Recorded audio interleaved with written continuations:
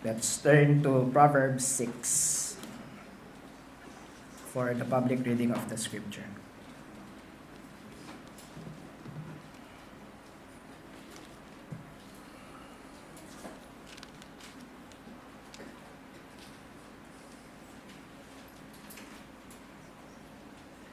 Proverbs chapter 6. My son, if you become surety for your friend, if you have shaken hands in pledge for a stranger, you are snared by the words of your mouth. You are taken by the words of your mouth. So do this, my son, and deliver yourself. For you have come into the hand of your friend. Go and humble yourself. Plead with your friend. Give no sleep to your eyes, nor slumber to your eyelids. Deliver yourself like a gazelle from the hand of the hunter, and like a bird from the hand of the fowler.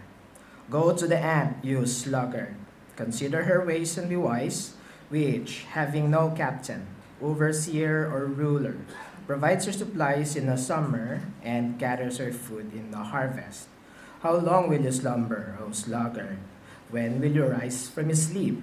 A little sleep, a little slumber, a little folding of the hands to sleep.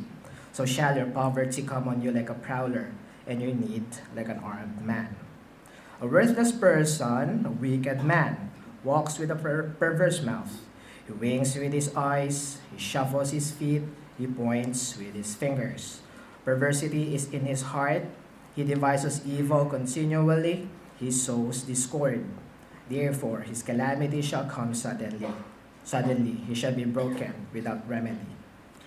These 6 things the Lord hates, yes, 7 are an abomination to him: a proud look, a lying tongue, hands that shed innocent blood, a heart that devises wicked plans, feet that are swift in running to evil, a false witness who speaks lies, and one who sows discord among brethren. My son, keep your father's command, and do not forsake the law of your mother. Bind them continually upon your heart. Tie them around your neck. When you roam, they will keep you. When you sleep, they will keep you. When you roam, they will lead you. When you sleep, they will keep you. And when you awake, they will speak with you. For the commandment is a lamp, and the law a light. Reproofs of instruction are the way of life, to keep you from the evil woman, from the flattering tongue of a seductress. Do not lust after her beauty in your heart, nor let her allure you with her eyelids. For by means of a harlot, a man is reduced to a crust of bread, and an adulteress will prey upon his precious life. Can a man take fire to his bosom, and his clothes not be burnt? Can one walk on hot coals, and his feet not be seared? So is he who goes into his neighbor's wife. Whoever touches her shall not be innocent. People do not despise a thief if he steals to satisfy himself when he is starving. Yet, when he is found, he must restore sevenfold. He may have to give up all the substance of his house. Whoever commits adultery with a woman lacks understanding. He who does so destroys his own soul. Wounds and dishonor he will get, and his reproach will not be wiped away. For jealousy is a husband's fury, therefore he will not spare in the day of vengeance. He will accept no recompense, nor will he be appeased, though you give many gifts. Sa kabanata na to,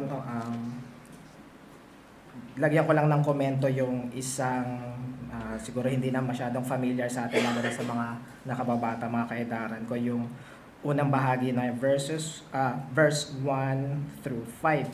So, dito po sa NKJV natin, naka-entitled siya as Dangerous Promises. At least, on a high level, nakikita natin dito na yung principle na huwag tayong magsisinungaling o magko-commit ng anumang bagay na wala tayong dapat tuparin. Pero lagyan natin ng komento para sa kaalaman at karunungan nating lahat yung eksaktong kahulugan nito ng pagkasulat ng may akda.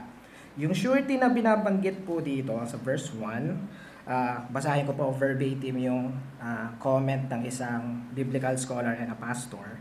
Ibig sabihin daw po nito, surety is a loan. In Solomon's day, a co-signer could lose all he had and be forced into slavery if he and the borrower both unable to pay back the loan. There is nothing wrong with being generous, but Solomon warns against entering into agreements that cannot be kept. So, nakikita po natin dito na kahit sa gantong simpleng aspeto ng buhay natin, pinagmamalakasakitan tayo ng Diyos patungkol sa ating security in both possession and freedom. Kasi, at least, parang kakaiba yung gantong proverbs, no? Pagdating pa rin sa financial security, at least, or even freedom, ay tinuturuan tayo ng Diyos. So, in other words, lang dito, sa karunungan ng Diyos sa pamamagitan ng kanyang hari, kung papasok po tayo sa anumang financial,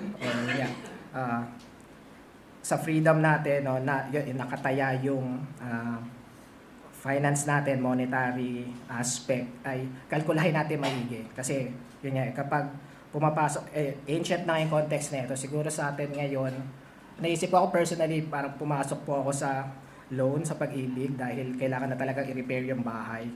Na doon ko lang nalaman sa proseso na kukunin pala nila yung titulo ng bahay na mapupunta sa kanila hanggang di mo nababayaran yung loan. So kapag hindi po ako tumupad sa usapan na yon, sa kariton ako titira. Parang gano'n. Ang tinuturo sa atin ng Lord in any aspect kung paano na siya mag-apply, hindi na ako magpupunta sa specifics. Kalkulahin niyo po maigi. Kasi hindi po kalooban din ng Diyos sa parang mabangon tayo sa utang at kunin ng sino mang tao yung pag-aari natin. Diba? Alam natin sa turo ng Apostol Pedro sa Bagong Tipan kung ang kontekst na sa pag-uusig. Pero kung meron mang kukunin yung ibang tao sa atin, sa pag-aari natin, hindi natin dapat kasalanan. Dapat para pa rin sa Ebanghelyo at dapat sa ikalulugod ng Diyos. Sa huli na lang, yung nabanggit ko kung maalala nyo sa chapter 2, yung dito in-intensify din yung warning patungkol sa adultery. No? Take yung author ng 16 verses from verse 20 hanggang matapos yung kabanata. Ngayon, gawin ko na lang muna din again yung approach ng comment ko as a general application dahil pagdating nga dito, adultery and fornication in the spirit of fornication. So both applies men, women, bata o hindi bata, may asawa o wala. I-define na lang din natin yung kung paano itinuro ito dito or yung subject talaga kasi since in-intensify na nga dito ko na rin ibuhos yung comment ng ano ba yung ugat ng adultery, di ba? Lust. Dinefine din ng same pastor sa ginagamit kong book niya. Define natin yung lust niya dito, which is a sinful and adulterous lust, no?